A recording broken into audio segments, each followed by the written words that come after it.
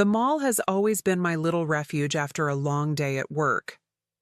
There's something about the buzz of conversations, the smell of pretzels baking, the shine of store windows. It just makes me breathe easier. That afternoon, I walked in with a sense of calm, lighter on my feet than usual. My mission was clear: find the perfect birthday gift for my mother. Not just anything, but something thoughtful, something that would make her smile the way only she can. I live for these small rituals. They remind me that even when life gets messy, there are pieces of it I can control. I stopped at a cafe, the cozy one tucked between two stores, and ordered my usual cappuccino. The first sip warmed me instantly, the foam brushing against my lip like a soft little luxury. I sat by the glass wall, watching people hurry past, teenagers laughing, moms tugging toddlers along, a couple bickering over shopping bags. I couldn't help but smile, feeling like I was part of some bigger rhythm, yet safely in my own bubble. For a moment, I felt grounded, like life was exactly where it needed to be. With my coffee finished and my mother's gift neatly wrapped in a bag swinging from my hand, I headed to the parking lot. The air was warm, carrying that faint, almost metallic smell of asphalt cooling after the heat of the day. I even caught myself humming a tune I'd heard on the radio earlier. Everything felt light, almost perfect. But then I turned a corner, and my breath hitched. Just a few rows away, I spotted a car I knew too well, my husband's. At first, I thought maybe I was mistaken. There are plenty of cars like his, I told myself, even though I could spot that dented bumper anywhere. My pace slowed, my heart tapping harder in my chest. What were the odds he'd be here? David had told me he was working late all week, drowning in meetings. I shook my head, pushing down the sudden rush of unease. I wanted to hold on to the calm I'd felt just moments ago. I clutched the gift bag tighter, its sharp edges pressing into my palm, almost grounding me. My mind tried to rationalize. Maybe he'd just stopped quickly. Maybe he wasn't even here anymore. But the sight of that car rooted me to the spot. I couldn't just walk past, not without knowing. It was as if the universe had pulled me into this exact spot at this exact moment, daring me to look closer. And yet, a part of me prayed I wouldn't have to. I stood there in the middle of the lot, the hum of engines and the sound of shopping carts rattling in the distance blending into background noise. The warmth I'd carried from my cafe stop now felt heavy, stifling. My skin tingled with unease, and I could feel the calm of my perfect day slipping away. Something inside whispered that my life was about to tilt in a way I wasn't ready for. I started walking slowly, each step deliberate, as though the ground beneath me had suddenly turned fragile. My eyes stayed fixed on that car, every detail etched sharper the closer I got. My heartbeat was no longer steady. It was wild, uncontained, like it already knew something my mind refused to accept. I wanted to believe it was nothing, that I'd laugh at myself later for overthinking. But deep down, I felt a shadow creeping in. The mall's fluorescent lights spilled into the lot, catching the glossy black paint of David's car. I stopped a few rows away, close enough to know without a doubt it was his. My throat tightened, the easy hum of my song replaced with silence. The gift bag felt heavier now, almost ridiculous in my hand. A birthday present for my mother, wrapped with care, suddenly seemed so small against the storm rising in me. I stood still, frozen between the ordinary day I'd had and the unraveling that was just beginning. My gut twisted, torn between turning back and stepping closer. Something told me that whatever happened next would split my life into a before and after. And as I lingered there, heart racing, I didn't yet know just how right that feeling was. I froze when I saw the driver's door open. For a split second, my brain begged me to look away, to turn and leave before the truth spilled out. But my eyes locked on the figure stepping out. It was David, my husband, the man who said he was buried in work, too busy for even a quick dinner with me. My chest tightened so suddenly it was hard to breathe. And then she appeared. A woman slid out of the passenger seat, laughing softly as she adjusted the strap of her dress. The sound of her voice carried across the lot, light and easy, like they had shared a private joke. I felt my stomach drop as if the ground had opened beneath me. She leaned closer to him, her hand brushing against his sleeve like it belonged there. I could barely process it. Before I could even blink, David bent down and kissed her, quick, casual, familiar.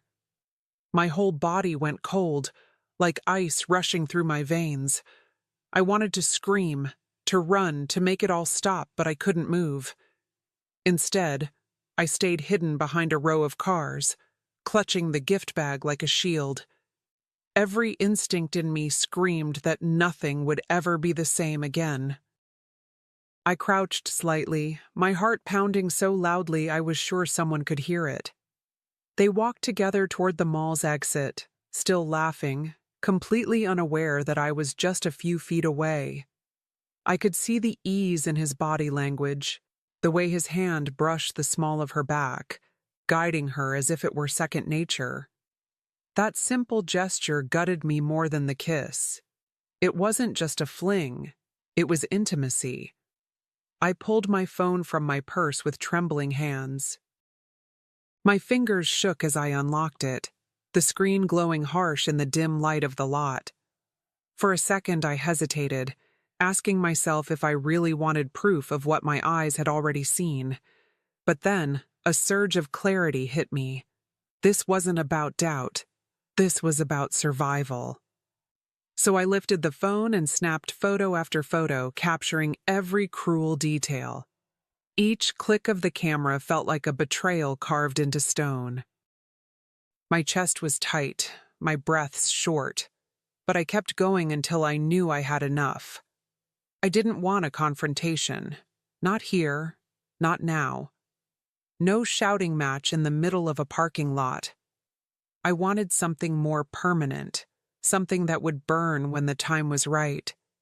And in that moment, a vow formed inside me. He would regret every single lie. I lowered my phone slowly, my hand still trembling, and pressed it against my chest like it was the only thing holding me together. David's laugh echoed faintly as he walked farther away, his voice mixing with hers, carefree and warm.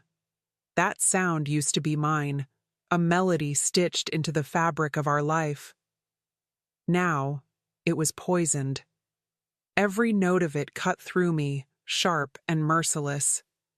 For a moment, I just stood there, paralyzed, my whole body humming with disbelief. The parking lot around me blurred, headlights passing, strangers talking, carts clattering against pavement. None of it registered. All I could feel was the weight of betrayal settling deep into my bones. My marriage, my trust, my sense of safety, it all cracked in a single heartbeat. I was no longer the same woman who had walked into the mall that afternoon. But instead of collapsing, I straightened my back. If he thought I'd break, he didn't know me at all. No tears. Not yet. I would carry this storm inside me, quietly, until the moment I chose to let it loose. And as I turned away, clutching the photos like a secret weapon, I knew my silence would be the sharpest blade.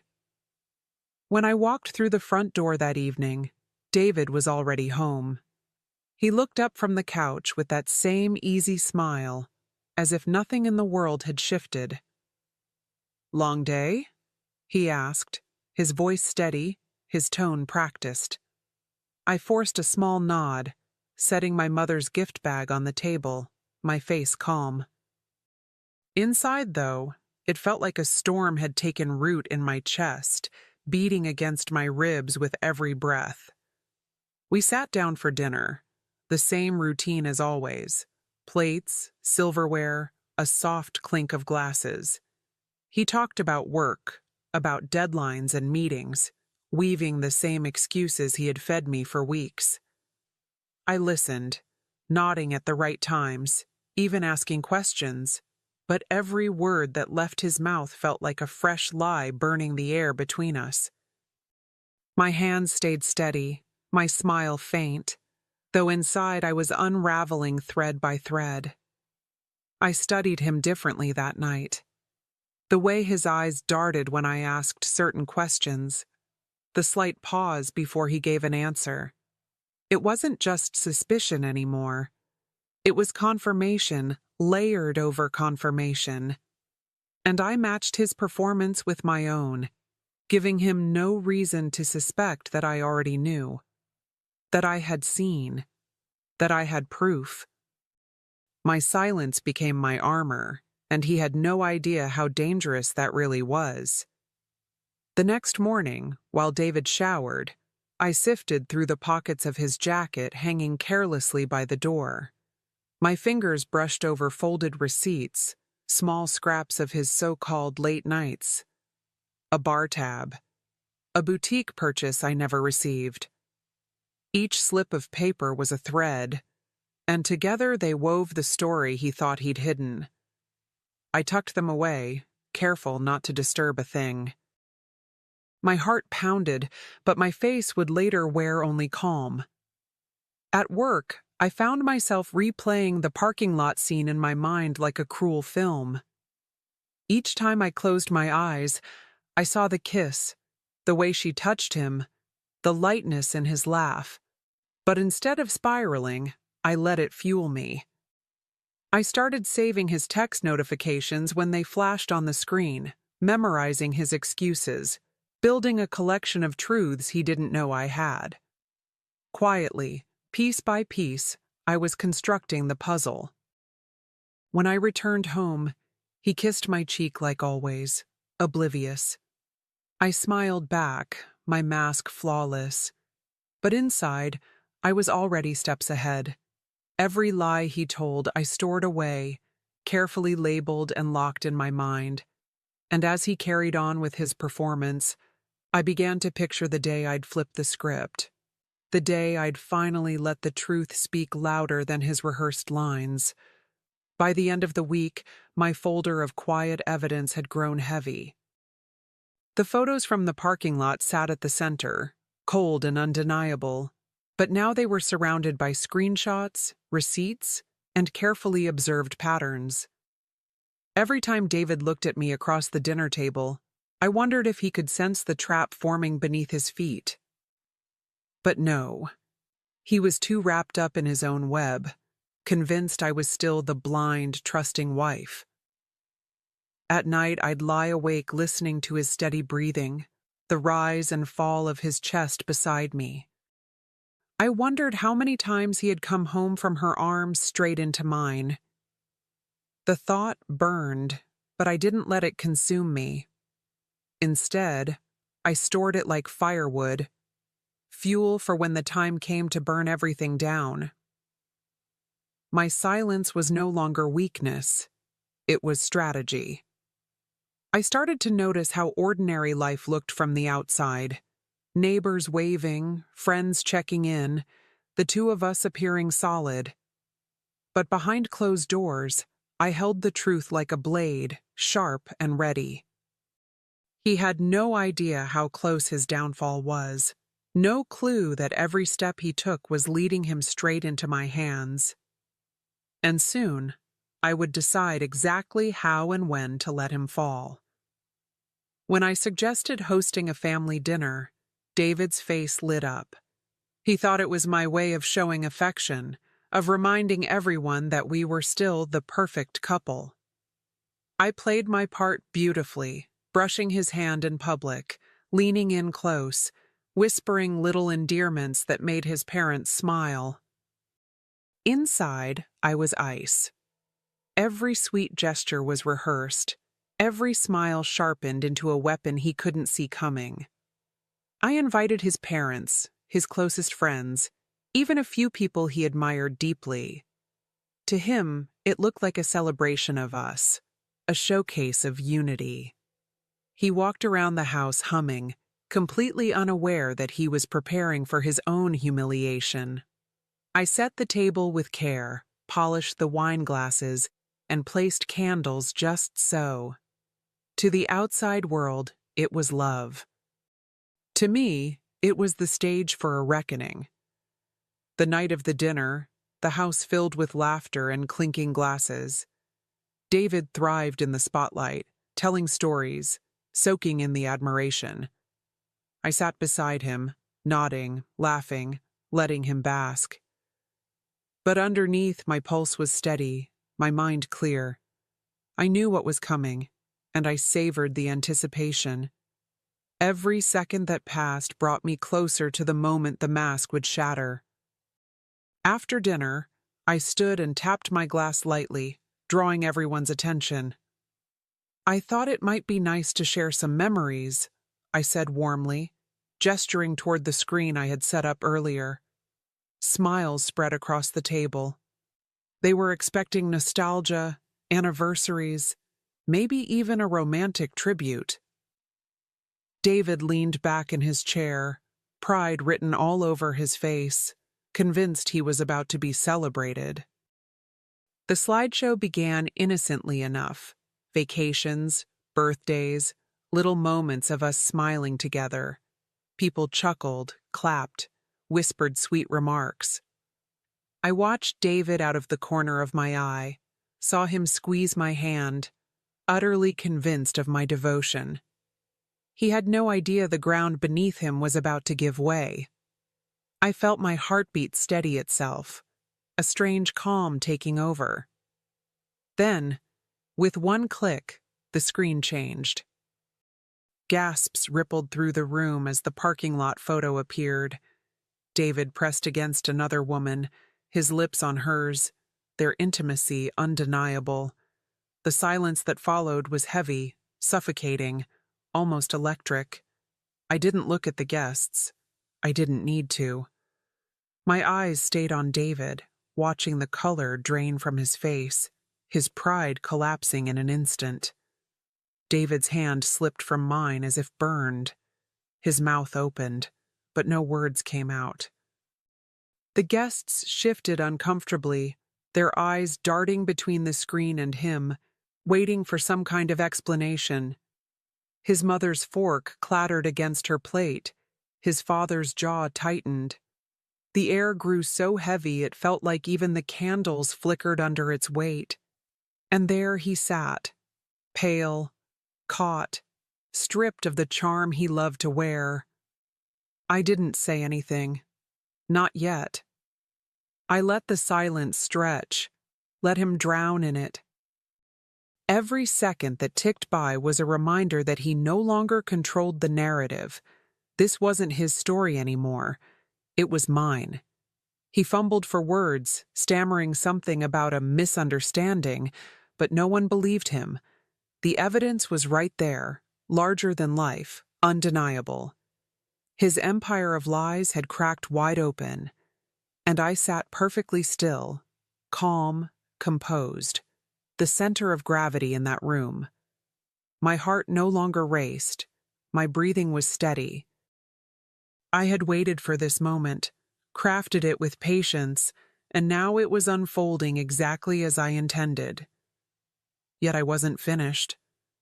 The real blow was still waiting, the one that would turn this humiliation into a final, irreversible reckoning. I finally rose from my chair, the weight of every eye in the room shifting to me. "This," I said calmly, gesturing toward the screen, "is what David was doing while telling me he was working late." My voice didn't shake. In fact, it carried stronger than I expected, cutting through the silence like a blade. I saw faces turn toward me, some in shock, others in sympathy. David's eyes pleaded, but I didn't flinch. I reached into my bag and pulled out a neatly folded stack of papers. "I've already spoken to a lawyer," I continued, my tone steady, deliberate. "And I've already moved my things." I slid the divorce documents across the table toward him, watching his hands tremble as he realized this wasn't just public shame. This was the end. His greatest pride, his family's approval, now crumbling in front of him. His mother gasped, his father shifted uncomfortably, and his friends sat in stunned silence. David tried to speak, his voice catching on half-formed words, but I cut him off with a look that said everything. This wasn't a debate. This wasn't a conversation. This was my verdict, and I wanted him to feel every ounce of the disgrace he had so carelessly earned. I turned back to the guests, my voice softer now, but no less firm.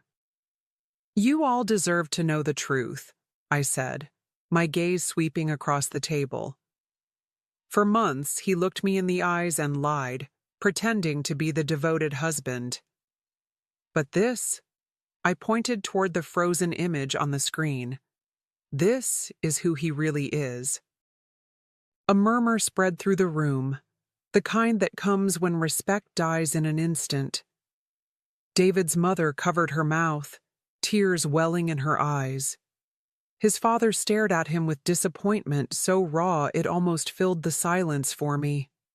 David reached for me across the table, desperate, whispering my name as if it could erase what had been laid bare. I pulled my hand back before he touched me, my refusal loud without a single word. That gesture was final. I stood taller, refusing to let the moment swallow me. This wasn't about rage anymore. It was about reclaiming myself in the brightest, most undeniable way.